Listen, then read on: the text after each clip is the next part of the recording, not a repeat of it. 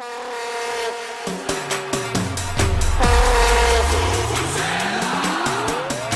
απέναντι από το σπίτι μου χτίζεται ένα δίπατο. Ένα σου λέω μόνο, πρέπει να δεις τον Ασπριτζίδη. Γιατί τι έχει? Το κυριότερο, 24 χρόνια ζωής. Σκέψου να σου το κάνει αυτός απάνω στη σκαλωσιά. Αχ, έχουνε τέλος τα βάσανα. Μη βροντοχτυπάς τις χάντρες, η δουλειά κάνει τους άντρες.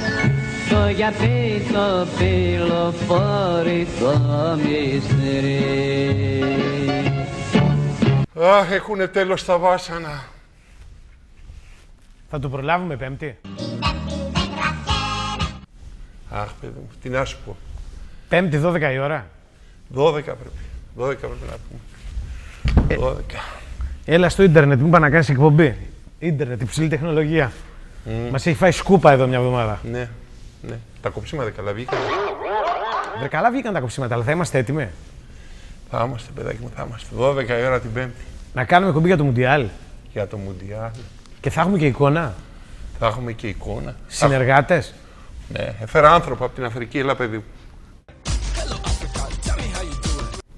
Αφεντικό έφερα αποκλειστικό. Ο Βουβουζέλας.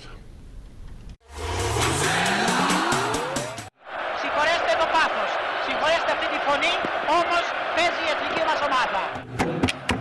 And now you have the woo woo woo woo woo woo woo woo. You have all that, you have all that. And this is Africa. And this is Africa.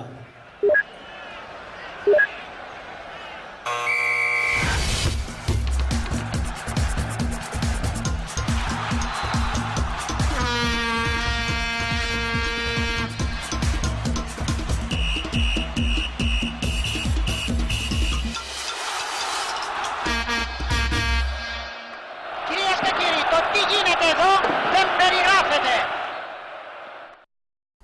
Εντάξει, αυτό είναι. Τέλειωσε, το έχετε έτοιμο το τρέλερ. One take, λέγεται. Να, μου κάνουν τα παιδιά το τέτοιο.